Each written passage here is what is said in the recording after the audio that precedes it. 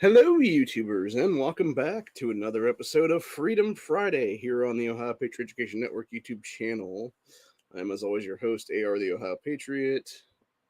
And for today's Freedom Friday, we're obviously remembering for the fourth anniversary of the event, the Gilroy Garlic Festival, including a reading of the names of those lost that day, and basically everything that led up to the whole incident, how gun control 100% contributed as a huge factor to this massacre, and how California has gone even more cucked since then. Hopefully, my levels are okay today. I know I was a little bit high this morning in a couple of my other lives here, so hopefully, with me lowering the volume there, it's better. So anyway, this will be about roughly give or take a half-hour episode because I'm gonna hopefully try to lead this directly into NEA's chat here at 10 o'clock. So basically, we're gonna get going as quick as possible here and go from there. So basically, what happened was 4 years ago today, on July 28th, 2019, at the Gilroy Garlic Festival, which apparently was a yearly thing there in Gilroy, California, you had some piece of shit who was 19 years old open fire on a crowd of people after doing all kinds of shady shit to even get in the place and breaking a bunch of laws to even get there. And I'm not mistaken, actually, after Parkland in 2018, you actually had California become one of the first states to pass 21 and over long rifle purchasing and stuff like that, which is what this kid used. So he was already technically breaking state law at that point, breaking a gun control there to even do this massacre. And then on top of that, committed other crimes that day because obviously you had, the main entrance there where you had a bunch of armed security and stuff like that. And I think it was some off duty cops, if I'm not mistaken, getting some overtime there. You had all them over there, and this punk ass walked over like 50, 100 feet, whatever it was, went to the side of a fence with a pair of bolt cutters, cut his way into the place, shimmied into the friggin' thing through that little cut that he made in the fencing, and then started opening fire on people. So, anyway, what we're going to read here is all from Wikipedia, and then we also got a different thing that was talking about. This is what I think is kind of ridiculous how they describe this whole thing. And they were talking about the kid that said, wore tactical gear, sunglasses, and a ball cap, seemed, quote, confident with the use of his gun. So he shot a firearm before? Like, Jesus Christ, dude. Like, talk about the cuckness of CNN, dude, at that point. Honestly. Like, that right there shows exactly what I'm talking about. I'm talking about, like, media bias and just the stupidity of these fucking places, what it is. Other people said he looked like an average guy. Yeah, opened fire around 5:40 p.m. That was a Sunday that happened on. And within 1 minute, by the way, it took 1 minute for the cops to go up in there and smoke this guy. Yet, meanwhile, in that minute time, he was able to kill 3 people and injure 17 others.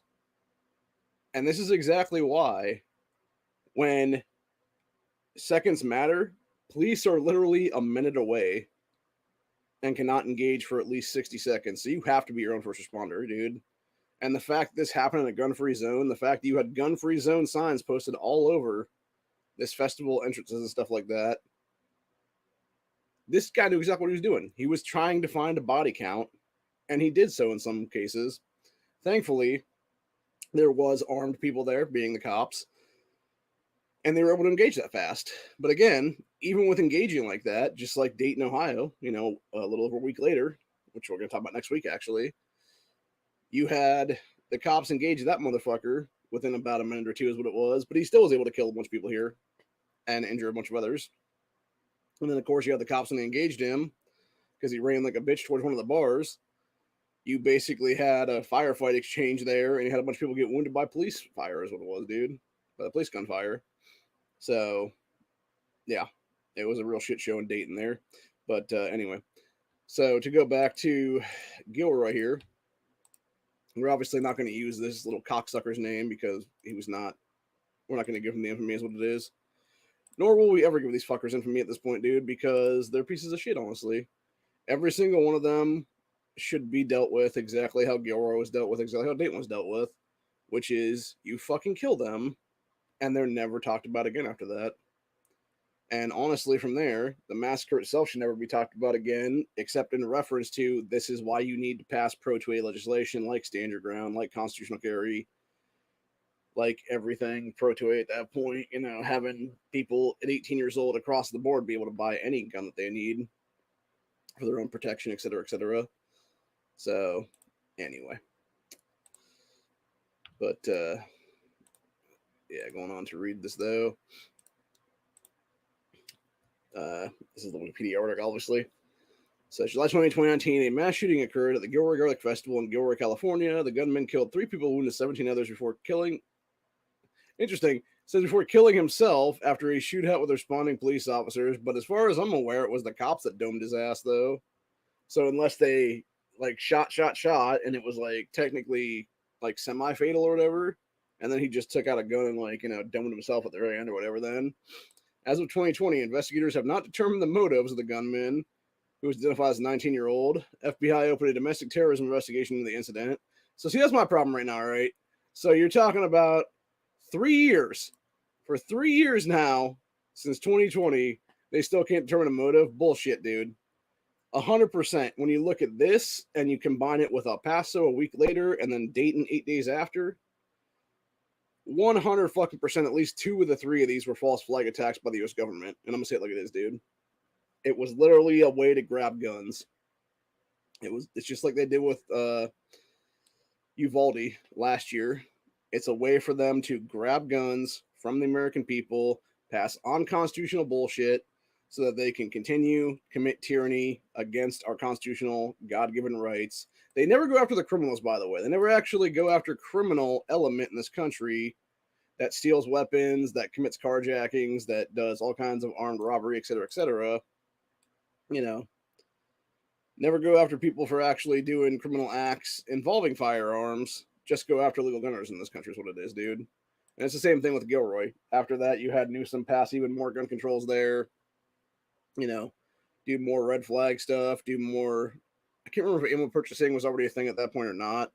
But yeah, you've had all those things happen now, like background checks for ammo purchasing, just all kinds of craziness, dude. And that's the difference between California, obviously, and then Texas and Ohio, respectively, was you had, in an 8-day time span, 3 massacres happen in 3 different states.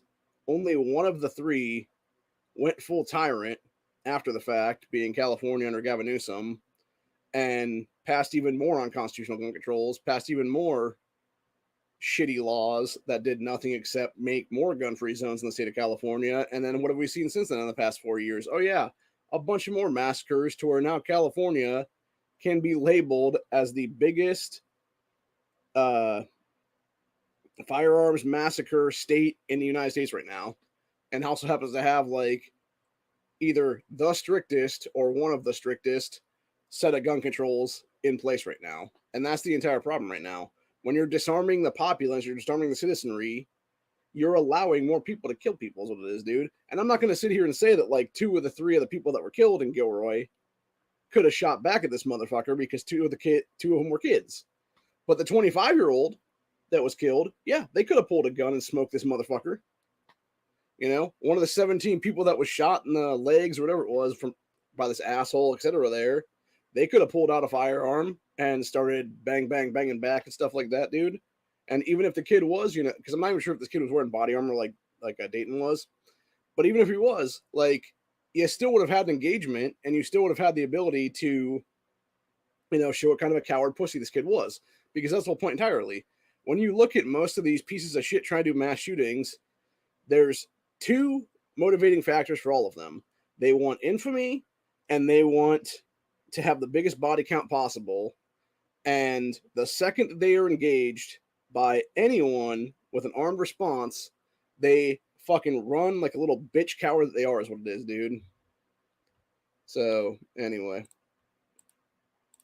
But, see, you're going back there. Said background, Gilroy Garlic Festival was an annual 3-day event held at Christmas Hill Park, one of the nation's best-known food festivals centered on garlic. It drew about 80 to 100,000 people, visitors from around the country, and was described as a family event located about 30 miles Southeast of San Jose, California, and the Silicon Valley area, Gilroy is home to about 60,000 people, and the city is a major producer of garlic. As Gilroy's top fundraising event, the Garlic Festival was staffed with volunteers to raise money for nonprofit groups, including clubs and schools.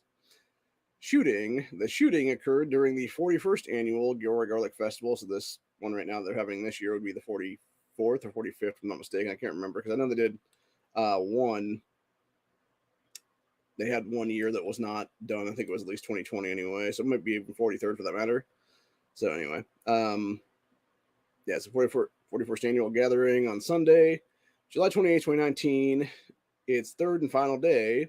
Shortly before the scheduled closing of 6 p.m., the gunman entered the facility by using bolt cutters to cut through a wire fence along Yavaris Creek, so it was along a creek there, thus evading security screening. Yeah, shocker, dude. Evaded the cops.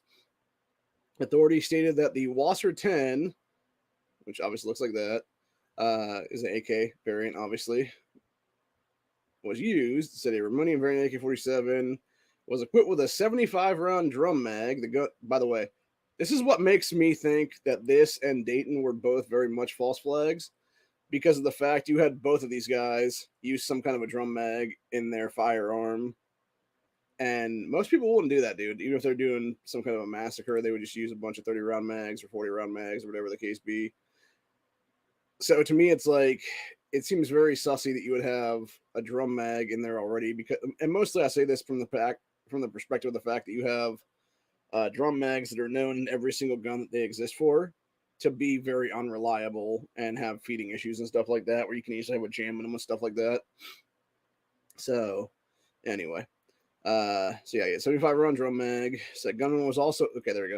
It's also wearing a bulletproof vest and carrying 5 extra mags, which reach 40 rounders. And if I'm not mistaken, actually, not only was the 75-round drum mag illegal, so was the 40-round drum mags in California because of their magazine ban stuff there. And so he's already breaking multiple state laws on that one that were all gun controls. That, of course, criminals don't follow the laws, what it is. Then, if I'm not mistaken, the Wasser 10 itself was also not on the California gun roster. So, again, he was breaking another law at a state level there. Anyway, so his gunman opened fire on the festival goers near an inflatable slide, ultimately shooting 39 rounds of the 75-round drum. Witnesses described a, quote, white man wearing a green t-shirt and a grayish handkerchief around his neck, firing into the food area. Interesting, because when you look at the guy that actually did this, I'm pretty sure he was like Latino, so, or at least like semi-Latino, like mixed race, whatever there. So anyway, says witnesses reported that he appeared to be firing at random. Says Jack Von Bean, the lead singer of the local band Tin Man, which was performing an encore when the shooting began, told local affiliate that they heard someone shout, "Why are you doing this?" The gunman's response was, "Because I'm really angry."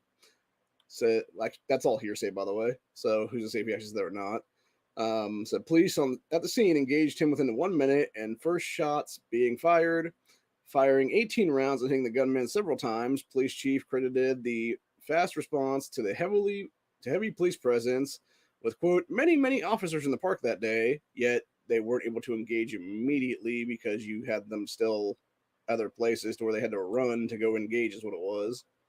Which, again, armed citizen could have taken this motherfucker out in seconds. Anywho, says 3 officers were placed on administrative leave per standard procedures when they fire their service weapons in the line of duty. Says, well, initial reports indicated that the gunman was killed by police. The Santa Clara County coroner reported on August 2nd that the gunman died from a self-inflicted gunshot wound to the head. So he basically had a sidearm that he probably domed himself, was my guess, honestly. So after officers had already shot him multiple times. So basically what it was he was dying and he gave himself like the final takeout is what it was, dude. He's like, fuck these cops, I'm not letting them, their bullets kill me, bang, and killed himself. Because again, a coward ass pussy. So along with the Gilroy Police Department, San Jose Field Division of the ATF and 30 FBI agents also responded to the scene. And this is where we're getting to the reading of names of the victims today. So You had 3 victims that died of their injuries in this event. All 3 were shot in the torso/stomach area. Those individuals were Stefan Romano, age 6, Kayla Salazar, age 13, and Trevor Dion Arbery, age 25. And that's who needs to be remembered, by the way, is Stefan Romano, Kayla Salazar, and Trevor Dion Arby. Not the piece of shit who did this. These 3 individuals need to be the ones remembered. So were killed by single gunshot wounds to the torso. An additional 17 people were wounded. Santa Clara County healthcare systems, 2 hospitals treated 19 patients, including the gunman. Some were also treated out but not admitted. As patients were ranging from age of 12 to 69 years old. 11 had gunshot injuries and 8 had other injuries, so probably trampling is my guess honestly on that one. 2 victims were also reportedly hospitalized at Stanford Hospital. Then it goes on to talk about the perpetrator, who we're not going to name, was identified by authorities as the shooter. Police believed he acted alone. Said spent most of his time in Gilroy and attended Monta Vista Christian School. Through his freshman to junior years and graduated from Gilroy High School, but in the months before the shooting lived in a remote town of Walker Lake in Mineral City, Nevada. So he purchased the rifle used in the shooting in Nevada. Okay, so that makes more sense. So he's, again, because so here's an interesting fact on that one. So he knew he could not legally buy said firearm in the state of California. So what did he do? He was living in Nevada, probably had a Nevada driver's license, is my guess at that point, and obviously Nevada address. And so he purchased said firearm in the state of Nevada to evade California gun controls. So shocker, gun control doesn't work because it's not enforceable, dude.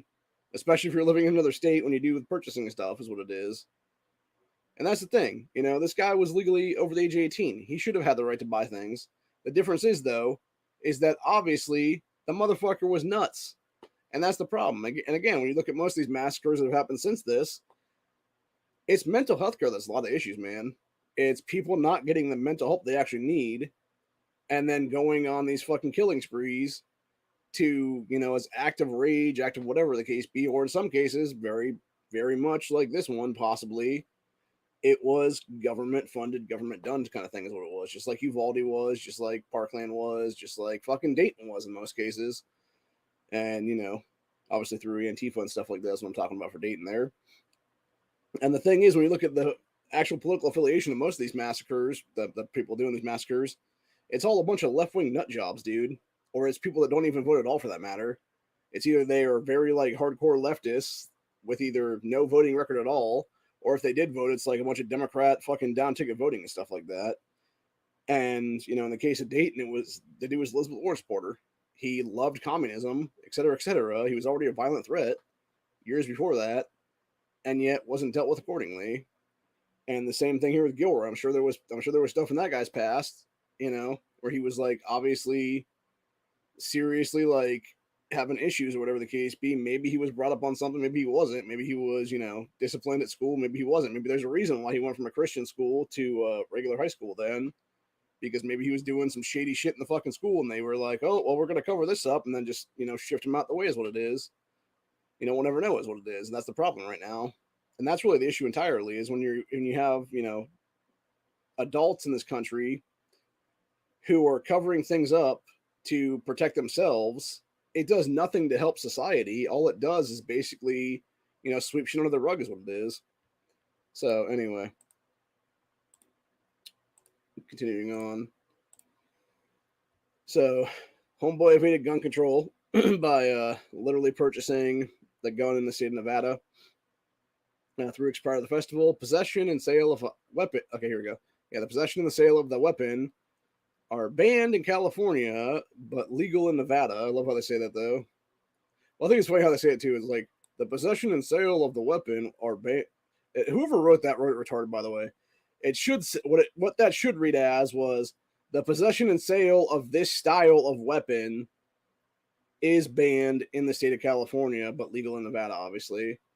An Instagram account was opened 4 days before the shooting by that piece of shit, or by somebody with the same name as that piece of shit, who self-identified as being an Italian and Iranian descent. Okay, so that makes more sense actually when you look at it then, because the guy definitely didn't look 100% white is what it was, and it makes sense that he would be a mix between like Italian and Iranian, because he would have like some Islamic there and background stuff. And actually, if you want to go on that part of it, then that makes a whole lot of sense why the FBI labeled that as a domestic terrorist incident or whatever the case be, because it would potentially have been an Islamic terrorist. Then, like, that would be one motivating factor right there, honestly, dude. Just, off the cuff right there.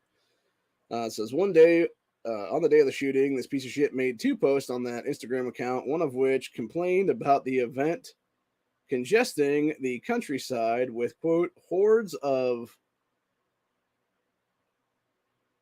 Macedos? Person of mixed European and indigenous American ancestry, such as in Latin America, may also refer to people who are culturally European, even though ancestors are Native American. Huh, interesting. And, quote, Silicon Valley white twats. So basically leftists is what they're saying. And instructed people to read the book Might is Right, a promiscuous proto-fascist manifesto. Jesus. So the guy was basically a fucking like total hate monger is what it is, dude. Anyway, continuing on here. It said investigation authorities discovered a Remington 870 shotgun inside this guy's car. Police and federal agents searched his father's home in Gilroy. Investigators also searched the gunman's apartment in Walker Lake, Nevada, where they reportedly discovered a bulletproof vest. So wait, was he wearing a bulletproof vest that day, or did they just find one after the fact? Because according to how this was written here, it said he was wearing one, but then you would find a second one maybe, which seems kind of odd. An empty shotgun and rifle boxes were also found there, so that would be the Remington 870 box, and then obviously the box for the probably Wasser 10 here. A gas mask, empty ammunition boxes, so basically just a bunch of probably 7.62 rounds that were just empty boxes there. And pamphlets on guns. Investigators also confiscated 3 hard drives and 3 thumb drives. Said investigators have not determined a motive for the attack, almost literally 4 years later now. Said Brian Levin of the Center for the Study of Hate and Extremism at Cal State San Bernardino stated that research has shown some mass shooters have, quote, a broad range of motivations and at times conflicting ideologies, which can make it difficult to classify attacks and pinpoint their motives. No, it doesn't, dude. Literally, the guy self-described as half Islamic. Like, you could easily chop this shit up to Islamic terrorism, honestly, for God's sakes. Like, just, you could write it off right there as that whole thing, dude. Just on the fucking spot if you wanted to. And, like, obviously it was anti-white racism in many cases, because you look at who he was describing there. He said leftist, or how do you put it? He put white twats as one of the factors. So it was obviously an anti-white racist piece of shit. And then hordes of Mazatos, which is like white and some other culture mixed together is what it is then. So yeah, it's basically like he hated race mixing or something, I guess, would be my guess honestly on that one. Like, seriously, if I was an investigator right now, I was the lead investigator for the fucking feds at that point, that's what I would describe the shit as. I'd be like, the guy's anti-white racist piece of shit, dude. Legitimately. And potentially even like possibly self-hating white for that matter. Or at least half white, because seems like he was mixed, if that'd be the case, because obviously he said he was Italian and Iranian. So yeah. Anyway, let's see. Continuing on here. Where are we at now? So searches found that that the guy behind this massacre owned both I love how this says this. Owned both left-wing and right-wing literature, including reading material on white supremacy and Islamic extremism. Oh yeah, shocker. And you still haven't found a motive 4 years later, motherfuckers, when it talks about Islamic extremism and some of the shit that he had there? Jesus fucking Christ, dude. Says investigation turned up evidence that he had been exploring violent ideologies and had created a list of potential targets, including the Gilroy Garlic Festival, as well as religious organizations, courthouses, federal buildings, and political institutions involving both the Republican and Democrat parties. Because on this list, a domestic terrorism probe, because of this list, domestic terrorism probe was opened. Santa Clara County District Attorney's report released in March 2020 stated, in light of the grave circumstances in the case, law enforcement's actions were unquestionably lawful and justified. Reactions to this whole thing. Then President Donald Trump offered condolences and thanked law enforcement on Monday, July 29th, the day after the massacre happened. California's junior U.S. Senator, then Kamala Harris, expressed gratitude towards the first responders, as did California Governor Gavin Newsom. Newsom visited with survivors of and the families of the victims that Monday. Said while stating he supported the Second Amendment, which is a goddamn lie. We all fucking know that Newsom's a sack of shit, anti-gun, oath-breaking fucking cunt. He said he would like national cooperation controlling weapons of goddamn mass destruction. You know who's a weapon of mass destruction, Gavin Newsom? You, sir. You are a weapon of mass destruction, you son of a bitch. You have broken your oath to office. You have committed all kinds of atrocities against the American people, both in 2019 and 2020 and 2021, 2022, et cetera, et cetera. All the way up here to 2023. Says Congressman Dan Limpenskin, Illinois' 3rd District, who was in attendance at the festival along with his wife, released a brief statement thanking first responders and calling for legislative action against gun violence in the U.S. Other lawmakers also issued statements about the incident, so basically calling for gun controls, what it is. Even though all the fucking gun controls in the world were in effect that day, you dickhead, and it did nothing to protect your bitch ass. You know what protected your bitch ass? Fucking 3 armed police officers engaging this motherfucker within a minute and doming his fucking ass. That's what stopped the whole thing. Was literally people with fucking firearms killing someone, going on a massacre with a firearm. Jesus fucking Christ, dude. Anyway, I'm going to call these what they are. Leftist terrorist organization, anti-gun organizations such as March for Our Lives and Moms Man Action and other people that were part of them, such as former spokesman for the NRA and many celebrities also responded. Says owner of the Nevada gun store visited by the perpetrator before the shooting and the store's associated website with which he purchased the gun online posted a Facebook message stating that he felt heartbroken and that this goes against everything I believe in, and remarked that the shooter ought to rot in hell. And of course, after that, you obviously had Newsom and company try to ban online sales and stuff like that. You've also had calls by federal government and stuff like that trying to ban online sales of firearms because of this whole thing in the last 4 years now. So the shooting was highlighted by Pope Francis during a speech at St. Petersburg Square on August 4th, 2019, which ironically enough was the day of the was the day of the Dayton massacre. El Paso happened on the 3rd. Obviously said there following El Paso and Dayton massacres, in which he condemned attacks on defenseless people. Pope said that he was spiritually close to the victims, wounded, and families affected by the attacks that had bloodied Texas, California, and Ohio. In response to the shooting in early September 2019, the San Francisco Board of Supervisors unanimously declared the NRA a domestic terrorist organization. Jesus fucking Christ. Dude, that's exactly when the NRA, etc., needs to declare the San Francisco Board of Supervisors domestic terrorist organization. Said Supervisor Kathleen Stanford stated, the NRA exists to spread pro-gun propaganda and put weapons in the hands of those who would harm and terrorize us. You dumb fucking cunt. You do realize the NRA doesn't sell guns, right? They own no gun shops as far as I'm aware, dude. The only thing the NRA has done for gunners in this country is help open ranges for us to actually have to practice shooting firearms at and stuff like that. That's the only thing NRA has done for the American people, dude. That's it. They don't own it. As far as I'm aware, they don't own FFLs or anything else for that matter. The only thing they would own is some gun ranges and stuff like that, or at least fund them anyway. And it's the other people that own them at these gun shops in most cases. So, anyway. Fucking stupid people. Let's see. Where are we at now?